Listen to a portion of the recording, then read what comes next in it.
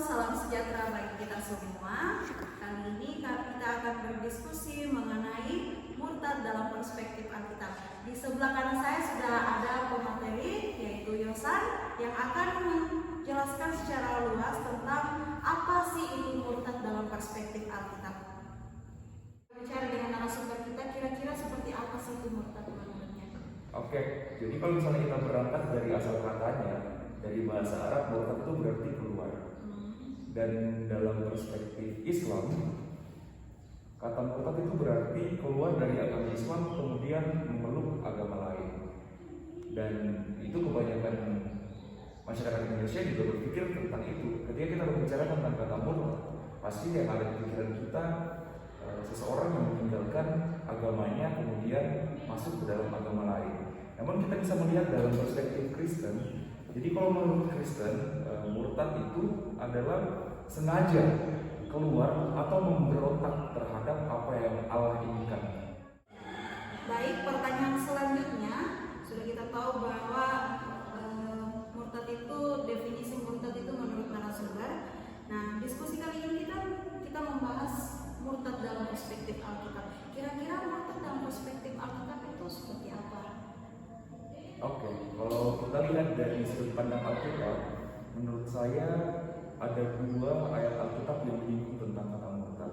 Yang pertama itu kita bisa lihat dari kitab Ibrani pasal yang ke-6 ayatnya yang ke-4 sampai ayatnya yang ke-6. Saya coba bacakan untuk kita, semoga kita bisa memahaminya. Ayatnya yang ke-4, sebab mereka yang pernah diterangi hatinya, yang pernah mengecap harum-Nya surgawi, dan yang pernah mendapat bagian dalam Roh Kudus, dan yang mengecap firman yang baik dari Allah dan karunia-karunia dunia yang akan datang. Namun yang murtad lagi tidak mungkin dibaharui sekali lagi sedemikian hingga mereka bertobat, sebab mereka menjadikan lagi anak Allah bagi diri mereka dan menghinanya di muka umum. Jadi begini, jika kita lihat dari ayatnya yang keempat dan ayatnya yang kelima, seseorang itu dikatakan murtad ketika orang itu benar-benar meyakini bahwa dalam dirinya itu ada Allah. Jadi kalau misalnya kita berpikir yang seperti definisi yang di awal tadi, ketika seseorang meninggalkan agamanya kemudian masuk ke agama lain, namun sebelumnya belum pernah menerima karunia-karunia Roh, itu menurut Alkitab bukan murtad. Tapi bisa saja kita katakan itu murtad dari perspektif umum. Tapi kalau misalnya kita katakan dari perspektif Alkitab, murtad menurut Alkitab itu ketika seseorang yang pertama hatinya pernah diterangi oleh Allah, kemudian pernah mengecap karunia surgawi, pernah mendapat bagian dalam Roh Kudus, dan yang mengecap firman yang baik dari Allah dan karunia-karunia dunia yang akan datang. Jadi menurut Alkitab seperti itu. Tetapi kan kita melihat dalam kehidupan sehari-hari banyak orang yang dalam kehidupannya hanya agamanya saja yang Kristen, tapi dalam kehidupannya tidak pernah mengecap karunia-karunia. Jadi bisa dikatakan bahwa orang tersebut dalam perspektif umum memang murtad dari agama Kristen. Tetapi kalau menurut Alkitab, dia sama sekali tidak murtad, tapi hanya berpindah agama. Karena menurut Alkitab, murtad itu yang sebenarnya adalah orang-orang yang sebenarnya kehidupannya sudah dibaharui oleh Allah, benar-benar sudah pernah menerima karunia-karunia Allah dalam dirinya dan pindah ke agama lain. Jadi itu kata murtad dalam Alkitab. Kemudian kita buka lagi dari Roma pasal 10 ayatnya yang kedua. Roma pasalnya yang ke-10 ayatnya yang kedua. Di situ ada satu kalimat yang berkata, sebab aku dapat memberi kesaksian tentang mereka bahwa mereka sungguh-sungguh giat untuk Allah, tetapi tanpa pengertian yang benar. Jadi seseorang yang masih giat tentang Allah, tetapi berusaha untuk memberikan kebenarannya sendiri dan bertentangan dengan kebenaran Allah, itu juga salah satu murtad kalau menurut Alkitab. Misalnya apa? Kita lihat dalam kehidupan sekarang ini banyak orang-orang itu yang menyatakan dirinya Kristen, tetapi sebenarnya kehidupannya tidak sesuai dengan Alkitab. Banyak sekarang ajaran-ajaran yang giat untuk Allah, mereka lakukan segala sesuatu untuk Allah, tetapi di luar dari ajaran Alkitab. Seperti bilang itu murtad. Ya, itu bisa dikatakan murtad. Seperti banyak ajaran yang kita terima pada saat ini. Kita tahu ada dua ajaran yang saat ini sedang ada di sekitar kita. Bahkan sampai saat ini mereka masih sering mengabarkan Injil dari perspektif mereka. Kira-kira ajaran apa seperti apa itu? Iya, jadi kita tahu tentang saksi Yehova. Ya. Mereka punya pemikiran sendiri. Mereka menginjil, mengatasnamakan Allah, membawa Yesus Kristus dalam ajarannya, tetapi sebenarnya yang mereka ajarkan itu tidak sesuai dengan apa yang Tuhan mau. Makanya dikatakan di sini, sebab aku dapat memberi kesaksian tentang mereka bahwa mereka sungguh-sungguh giat untuk Allah, tetapi tanpa pengertian yang benar. Jadi dalam ajaran saksi Yehova itu mereka punya ajaran sendiri. Tidak sama dengan kita orang Kristen yang landasan hidup kita berlandaskan pada Alkitab. Kalau orang-orang saksi Yehova bahkan mereka punya kitab mereka sendiri. Jadi mereka yang sebenarnya giat untuk Allah, mereka melakukan hal-hal yang baik untuk Allah, tetapi mereka melakukan itu tanpa pengertian yang benar. Jadi menurut Alkitab, orang-orang yang melakukan hal-hal atau kegiatan-kegiatan yang sebenarnya mereka lakukan untuk Allah, tapi tanpa pengetahuan yang benar atau pengertian yang benar, itu juga dapat dikatakan murtad. Itu kalau dari perspektif Alkitab. Berarti bukan hanya dari segi kita keluar dari agama itu, tetapi melihat dari ayat yang pertama tadi dikatakan bahwa bukan hanya dari segi orang itu tidak dikaruniai roh atau bagaimana, tetapi kalau jika orang itu cuma berlandaskan bisa bilang Kristen, hanya Kristen KTP untuk pindah ke agama lain, itu bisa kata Alkitab tidak dikatakan murtad. Iya, itu kata Alkitab dalam Ibrani pasal 6 ayat 4-6 tadi. Jadi orang yang murtad itu adalah orang yang benar-benar pernah memencet karunia-karunia Allah, hidupnya benar-benar dibaharui oleh Roh Kudus, kemudian pindah ke agama lain. Itu adalah orang yang murtad. Tapi kalau misalnya orang yang hanya Kristen KTP, Alkitab tidak mengatakan itu murtad. Ya. Pertanyaan selanjutnya yaitu berangkat dari ayat yang sudah disinggung tadi mengenai Ibrani pasal 6 ayat 6. Di situ dikatakan, namun yang murtad lagi tidak mungkin dibaharui sekali lagi demikian. Ya, berangkat dari kata itu, kira-kira dosa murtad ini bisa diampuni atau bagaimana? Iya. Jadi jika orang tersebut benar-benar mau bertobat, mengakui segala kesalahannya di hadapan Allah, datang dengan segala kerendahan hatinya, pasti akan ada keselamatan jika orang tersebut tidak melakukan kesalahan yang diperbuatnya.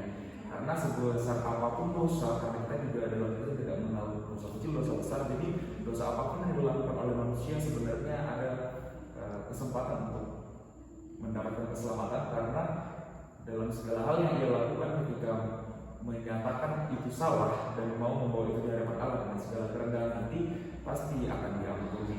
Jadi kita tidak bisa menjudge orang itu bersalah atau tidak, masuk neraka atau tidak, dapat diselamatkan atau tidak, karena itu semua hanya ada di bawah kedaulatan Allah. Masih membahas seputar ayat Alkitab. Di sini saya menemukan ayat Alkitab yang menarik tentang kata murtad, yaitu terdapat dalam 1 Timotius 5 ayat 8. Di situ dikatakan, tetapi jika ada seorang yang tidak memelihara sanak saudaranya, apalagi seisi rumahnya, orang itu murtad dan lebih buruk dari orang yang tidak beriman. Jika bisa dikatakan, ini orang ini kalau dia di situ dikatakan murtad jika tidak memelihara sesuatu, memelihara persaudaraan dengan saudaranya, atau bagaimana pendapat saudara? Tadi dirujuk dari 1 Timotius pasal 5 ayat 8 ya? Iya. Ya tidak, 1 Timotius 5 ayat 8. Jadi dari situ berangkat lagi dari Roma pasal 10 ayat 2. Di situ kan dikatakan bahwa orang yang tidak mengerti tentang kebenaran firman Allah. Jadi kan kita tahu bahwa Yesus mau kita untuk saling mengasihi sesama kita. Yesus mau kita untuk tidak hanya mengasihinya, tapi kita juga bisa menjalin relasi yang baik dengan hubungan kita dengan sesama. Jadi ketika seseorang tidak mengasihi sesamanya, mungkin bisa saja dikatakan murtad. Karena apa? Karena dia tidak memahami benar isi Alkitab, tetapi dia akan Allah. Nanti kan tadi maksud saya, dia tentang hubungan-hubungan dengan Allah, misalnya pergi ke gereja, melakukan apa yang Tuhan mau dalam kehidupannya, tapi tidak menjalankan hubungannya yang baik dengan relasinya dengan sesama. Jadi seperti yang saya katakan, orang-orang yang sedemikian juga dapat dikatakan murtad. Makanya dalam kitab 1 Timotius pasal 5 ayat yang ke-8 tadi, ketika seseorang tidak memeliharakan sanak saudaranya dan seisi rumahnya, orang itu murtad. Makanya dikatakan seperti itu yang saya pahami ketika saya merujuk lagi kembali kepada Roma pasalnya yang ke-10 ayat yang ke-2. Jadi seperti itu. Ya, oke. Selanjutnya ini saya ingin berbagi cerita sedikit dengan narasumber mengenai pengalaman saya di jemaat. Ada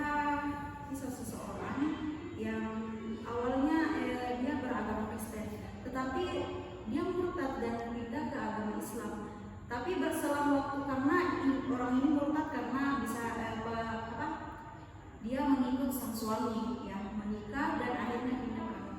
Sehingga pada saat kemudian ia bercerai lagi dengan suami yang beragama Islam ini, dia kembali ke Kristen. Kira-kira bagaimana sih?